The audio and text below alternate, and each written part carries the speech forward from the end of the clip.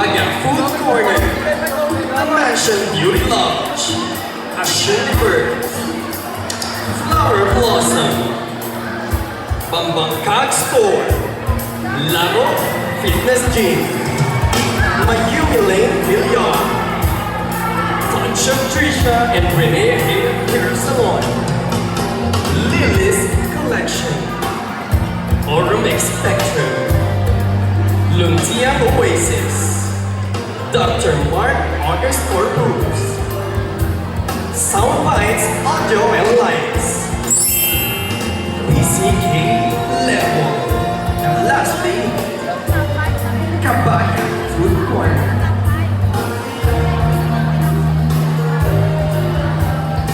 Alright. Huwag na natin itong patagalin ng surnames. So let's begin with the male candidate number 1. Please approach the center stage and you may now pick your judge and the number of the question to be asked. And you pick question number 27. And the judge is Miss Lilian Omidi. Once again.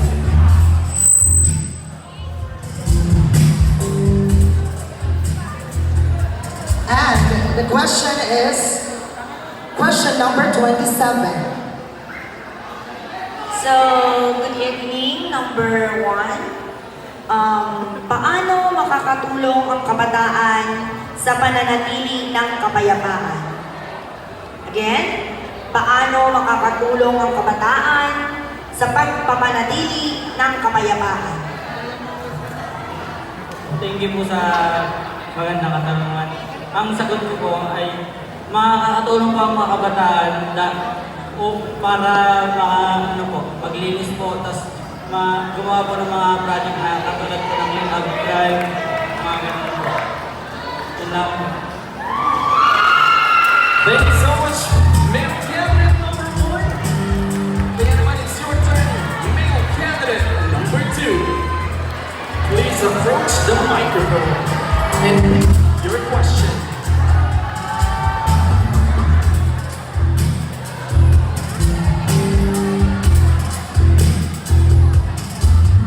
You pick judge. Number 7. Once again, Miss Angelou Crisostomo. And your question is question number 18. Once again, your question number is question number 18. My candidate number 2, here's your question. Ano ang masasabi mo sa cyberbullying? I repeat, ano ang masasabi mo sa cyberbullying? Ang masasabi ko lamang po sa cyberbullying ay dapat tigilan na po ito. Marami pong pwedeng gawin sa social media tulong ng pagtulong sa kapwa, magpasaya. Yun lang po. Thank you. There you have it. Male candidate number 2. And it's your turn, male candidate number 3. Please approach the microphone and pick the number of the question and your judge.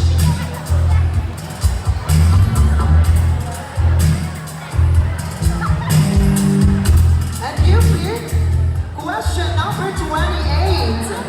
And Judge Honorable Angelo Campo.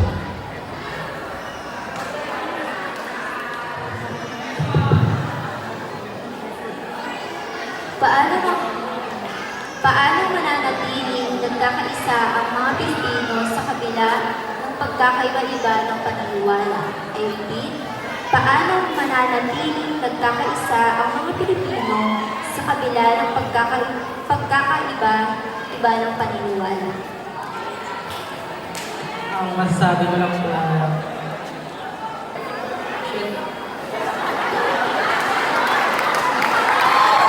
It's alright. Relax.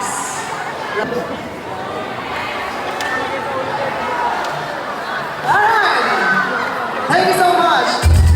Male candidate number 3, now it's your turn. Male candidate number 4. Please approach the microphone and you can now pick your judge and the number of the question to be asked.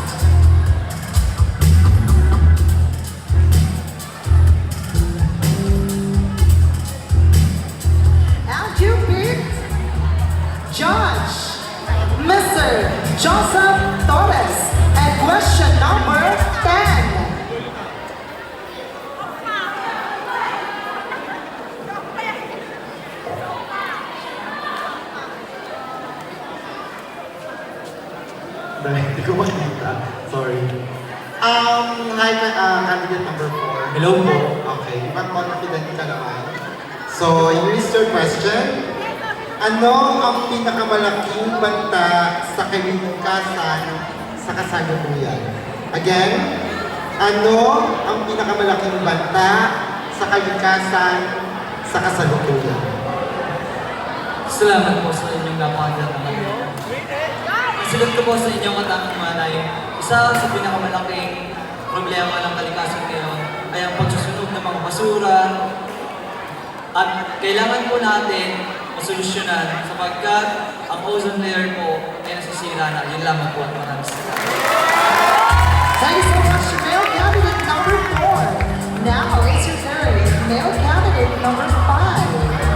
You may now approach the microphone and pick your judge and also the number of the question.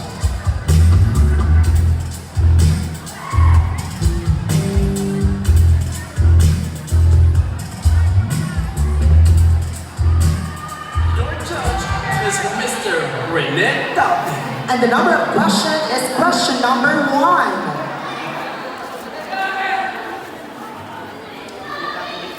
Candidate number 5, ito ang iyong katanungan.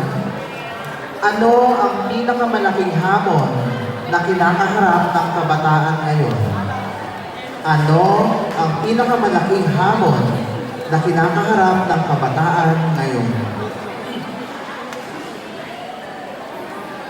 Unang-una po dyan sa lahat ng mga kabataan ngayon, pinakamalaking hamon sa kanila, lalo sa mga mag-aaral ay kakulangan ng suporta sa magulang at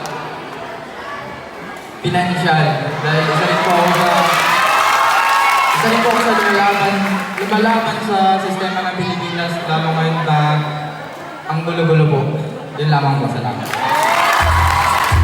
Wow. Thank you so much. Male candidate number 5. Now it's your turn. Male candidate number 6. Let's approach the microphone and pick your judge and the number of the question.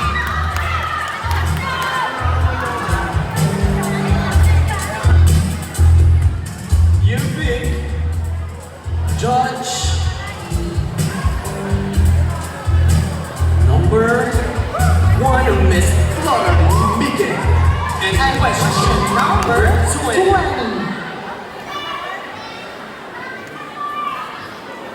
Okay, hello! Hello po. Here's your question, number 20.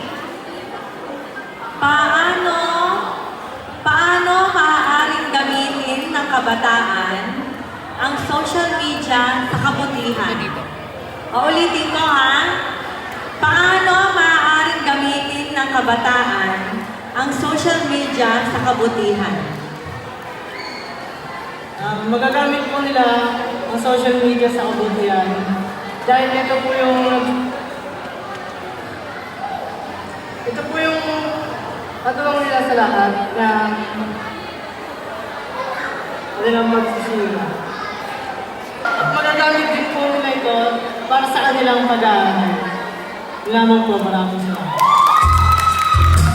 Thank you so much, male candidate number 6. Your turn, male candidate number 7.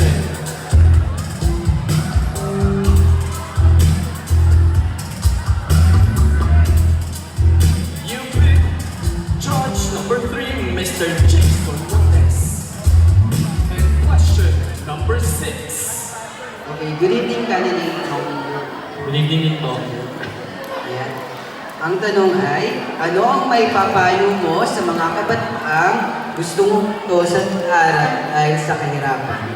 Again, ano ang maipapayo mo sa mga kabataang gustong huminto sa pag-aaral dahil sa kahirapan? Ang aking mapapayo sa mga bataang gustong huminto sa pag-aaral dahil sa kahirapan. Hindi dapat huminto ang isang estudyante sa pag-aaral kahit na mahirap, sapagkat ito ang daan para sa ating tagumpay o sa mga pangarap. Yun lang po. Maraming salamat po. Thank you.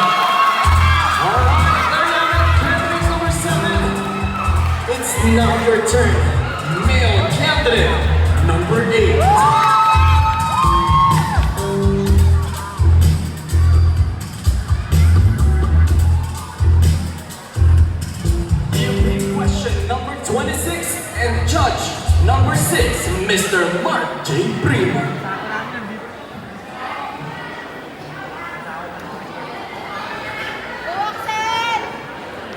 Good evening, male candidate number 8. Okay, this is your question. What is your view on LGBTQIA+ rights as a student? In Filipino, ano ang masasabi mo sa karapatan ng LGBTQIA+ sa lipunan? Ang masasabi ko lang po sa karapatan ng LGBTQI+ sa Pilipinas ay dapat natin silang tignan ng pantay-pantay dahil karamihan sa mga LGBTQA+ ay yung may profesyon dito sa Pilipinas. Sila ay mga guro. Katulad po ninyong mga judge, karamihan po dito ay LGBTQ+. Meron po sa ambag sa Pilipinas na kailangan meron po sa mga ambag sa Pilipinas na napakahalaga. Yun lamang po. Maraming salamat.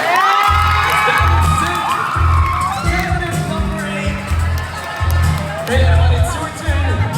Male candidate number 9. Please pick your judge and the number of the question.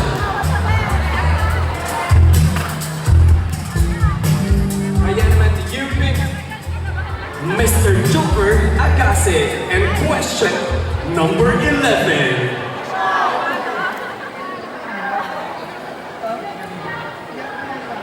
Okay, ito ang tanong mo number 9. Ano ang magagawa ng mga estudyante tuwing may kalamidad gaya ng baha o bagyo? Uulitin ko. Ano ang magagawa ng mga estudyante tuwing may kalamidad gaya ng baha o bagyo? Thank you po sa inyong katanungan. Ang masasabi ko lang po dun ay lagi po tayong magtulungan at huwag po tayong... Okay, ulitin ko ang tanong. Ano ang magagawa ng mga estudyante tuwing may kalamidad gaya ng baha o bagyo? Uulitin ko. Ano ang magagawa ng mga estudyante tuwing may kalamidad gaya ng baha o bagyo?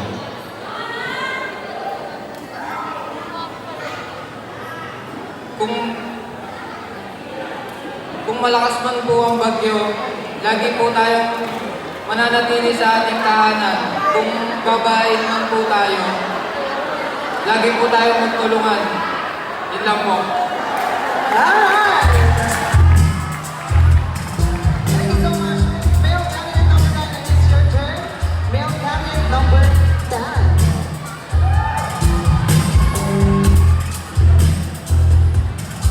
And you pick question number 22. And judge number 1, Miss Floraline Miguel.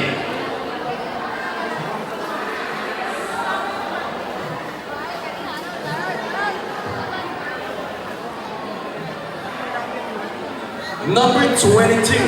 Ayan. Hello, candidate number 10. Yan po, ma'am. Nakabahan ka, no? Ma'am. Likod ka ng likod. Talikod eh. Okay, here's your question. Paano magiging responsable ang kabataan sa paggamit ng teknolohiya? Ulitin ko ha. Paano magiging responsable ang kabataan sa paggamit ng teknolohiya? Salamat po sa magandang katanungan. Para sa akin po, Yes po, may concerns po yata ang ating judges. Alright, natanong na daw yan. Kaya naman, you may pick another question. Ay, sayang. Well, we're doing this just to be fair. Ano? Kaya naman, number 5. Question number 5. Okay, question number 5. Kung kaya mo yung kanina, mas kaya mo to, ha? Kaya huwag kang kabahan. sige ma'am. Okay. Ano ang kahalagahan ng pagkakaroon ng mabuting huwaran sa paaralan? Oh, yan. Pwede po ba yun? Oo. Uulitin ko talaga. Ano ang kahalagahan ng pagkakaroon ng mabuting huwaran sa paaralan? O ikaw, paano ka magiging good role model sa mga kaklase mo? Thank you po sa magandang katanungan. Para sa akin po ay magagawa kong napapalitasanin na kung ano ang dapat kong gawin sa paaral. Tulad ng paggawa ng mga project, then mga homework, din lang po. There you have it, male candidate number 10. You are up, male candidate number 12. You repeat your question and your judge. You pick question number 7 and judge number 4, Miss Lilette Umili. Good evening, candidate number 12. Kinakabahan ka ba? Sakto lang po. Sakto lang. Good. So, ito ang iyong katanungan. Ano ang magagawa mo bilang kabataan upang makatulong laban sa climate change? Again, ano ang magagawa mo bilang kabataan upang makatulong laban sa climate change? Salamat po sa inyong katanungan. Bilang SK Councilor po, ang magagawa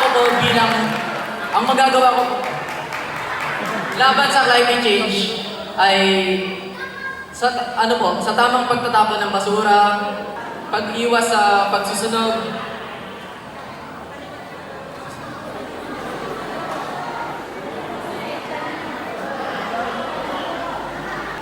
ang magagawa ko po bilang kabataan ay ang pagtatanim po ng puno, yun lang po.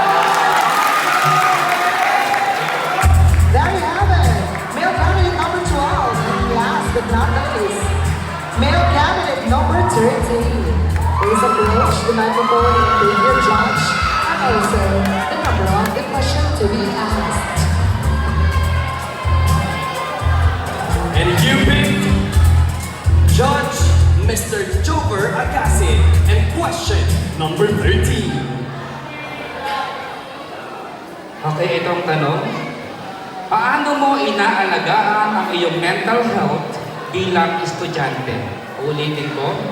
Paano mo inaalagaan ang iyong mental health bilang estudyante? Maraming salamat po sa inyong magandang katanungan. Maalagaan ko po ang aking mental health sa pamamagitan po ng pagiging stay positive at bigyan ng halaga ang sarili. Maraming salamat. Alright, well, that is it, ladies and gentlemen. Our candidates for the first set of question and answer portion. Ano dyan natin malalaman kung sino ba ang papasok sa ating top 5 ngayong gabi. That's not going to be the final round for this competition.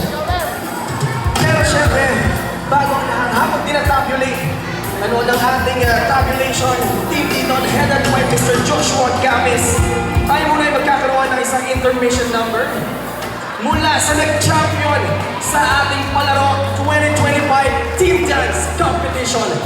Kaya naman huwag na natin patagalin ito. Here the champion of Team Dance Competition.